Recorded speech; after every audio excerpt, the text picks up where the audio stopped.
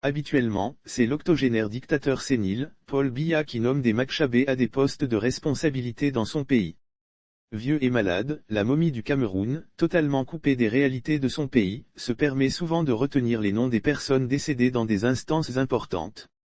C'est ainsi qu'il est constant dans ce pays de constater que des défunts se voient honorés à de hautes responsabilités. Le fait est devenu tellement banal au Cameroun que cela ne surprend personne que leurs momies de président prennent des décrets pour nommer ou promouvoir des morts à des postes importants ou encore pour leur accorder des distinctions. Qui se ressemble s'assemble. Au Togo, on se met aussi à imiter les incongruités camerounaises. Ici, on ne nomme pas des morts à de hautes fonctions de la République, mais on va plus loin en ramenant les morts à la vie pour ensuite les démettre de leurs fonctions.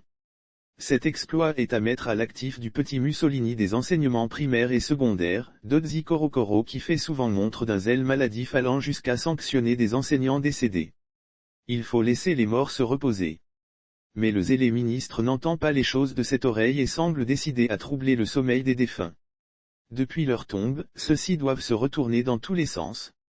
Pour avoir refusé de se complaire dans la délation en dressant la liste de leurs collègues grévistes, 1345 directeurs d'écoles primaires publiques ont été démis de leur statut de directeur d'établissement par le tout-puissant Kokoroko.